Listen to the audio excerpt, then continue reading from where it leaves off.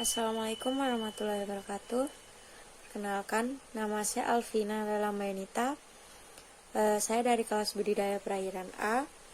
NIM saya C1K02005. Di sini saya akan menjelaskan mengenai ekosistem. Jadi, ekosistem adalah suatu sistem ekologi yang terbentuk antara sistem timbal balik yang tidak terpisahkan antara makhluk hidup dan lingkungannya. Ekosistem juga dapat disebut suatu kesatuan yang utuh antara lingkungan hidup yang saling mempengaruhi. Jadinya antara makhluk hidup dan lingkungannya itu dia sangat berkaitan. Selanjutnya yaitu manfaat mempelajari ekosistem. Manfaat mempelajari ekosistem itu sangat banyak sekali. Misalnya kita dapat mengetahui bagaimana ekosistem yang ada di lingkungan sekitar kita dan bagaimana cara mereka berinteraksi dan lain sebagainya. Tak hanya itu, kita juga dapat mengetahui dan mengenal lebih jauh tentang makhluk hidup dan bagaimana cara berinteraksi antara makhluk hidup dengan lingkungannya. Terus kita dapat mengetahui kesetimbangan dalam kehidupan. Terus kita lebih mengenal keanekaragaman hayati dan lain sebagainya. Selanjutnya yaitu komponen ekosistem. Komponen ekosistem itu dibagi menjadi dua. Yang pertama komponen biotik, yang kedua komponen abiotik. Komponen biotik adalah komponen lingkungan yang terdiri dari makhluk hidup. Komponen ini biasanya disebut dengan komponen hidup. Misalnya itu kayak hewan dan tumbuhan. Komponen ini juga dibagi menjadi dua. Yang pertama heterotrof atau konsumen. Artinya komponen ekosistem yang tidak dapat membuat makanan sendiri. Sedangkan yang kedua yaitu decomposer atau pengurai. Di sini yaitu komponen yang memiliki peran atau bisa membuat makanan sendiri dengan cara mengurai bahan-bahan organik yang berasal dari organisme yang mati. Yang kedua yaitu komponen abiotik. Komponen abiotik adalah komponen benda yang tidak hidup atau makhluk mati. Misalnya kayak udara, suhu, angin, keasaman atau pH, batu, dan lain sebagainya. Selanjutnya ada daur hidrologi atau siklus air. Daur hidrologi adalah siklus air yang tidak pernah berhenti, yang berasal dari atmosfer menuju bumi dan kembali lagi ke atmosfer melalui proses kondensasi, evaporasi, transpirasi, dan presipitasi. Pemanasan air laut oleh sinar matahari merupakan kunci utama dalam proses siklus air ini. Macam-macam siklus air. Ada 3. Yang pertama siklus pendek atau siklus kecil, yang kedua siklus sedang, yang ketiga siklus panjang atau besar. Di sini saya akan menjelaskan satu contoh yaitu siklus sedang. Pertama-tama air laut menguap menjadi uap gas karena panas matahari, kemudian terjadi evaporasi.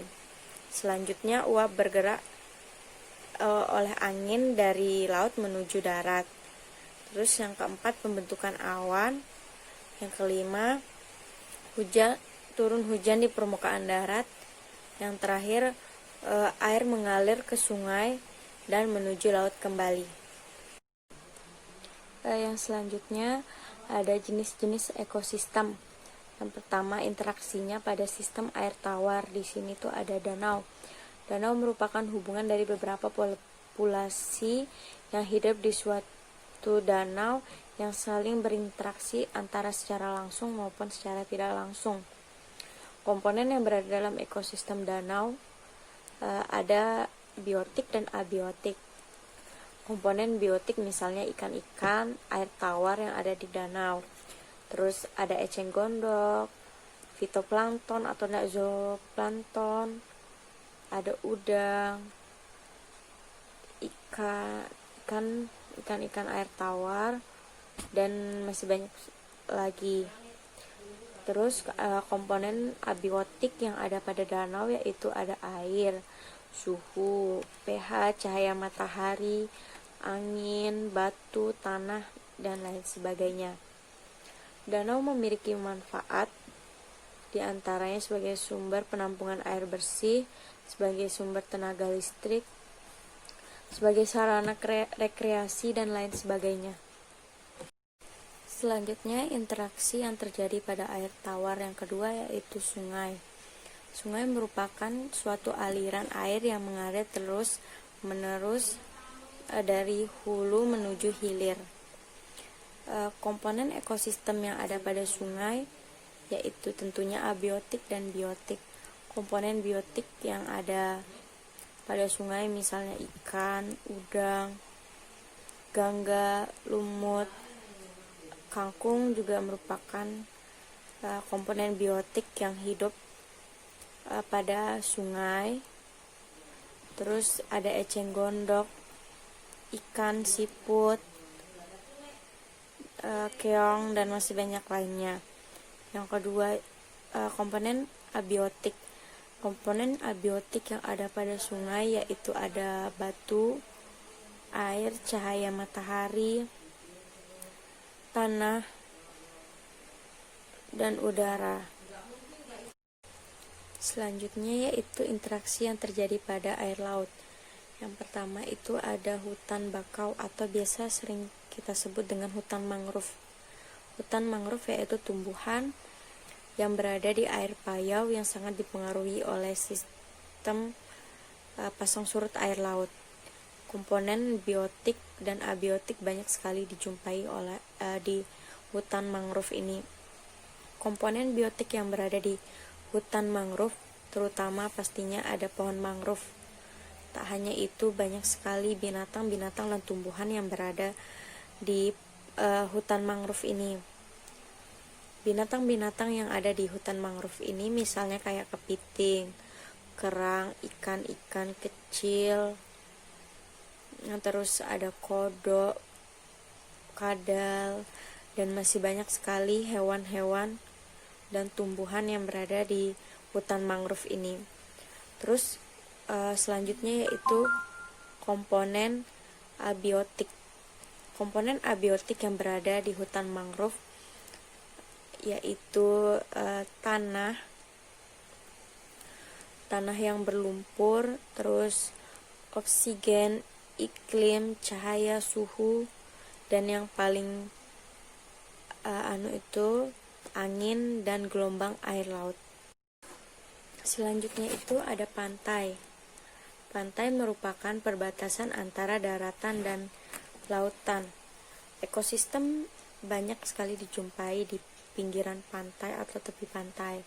Misalnya ada ikan kecil-kecil, terus ada kerang, dan tumbuhan yang ada di pinggir-pinggir pantai. Terus komponen abiotik yang berada di pantai misalnya itu kayak pasir pantai, cahaya matahari, air laut, dan lain sebagainya. Selanjutnya yang terakhir itu ada laut lepas. Ekosistem banyak sekali dijumpai di laut lepas ini, terutama ekosistem biotiknya benar-benar banyak, misalnya kayak terumbu karang, ikan-ikan berbagai jenis dan spesies berada di laut lepas. Ikan mulai dari ikan yang terkecil sampai ikan yang terbesar. Tak hanya itu, banyak sekali terumbu karang, gangga, dan lain sebagainya yang kita jumpai di perairan laut lepas ini. Selanjutnya yaitu komponen abiotik. Komponen abiotik yang berada di laut lepas tentunya hampir sama seperti komponen abiotik yang ada pada pantai, yaitu ada air, cahaya matahari, suhu, pH atau keasaman dan lain sebagainya. Hanya ini yang bisa saya sampaikan. Sekian dari saya, kurang lebihnya mohon maaf. Wabillahi taufiq wal hidayah. Wassalamualaikum warahmatullahi wabarakatuh.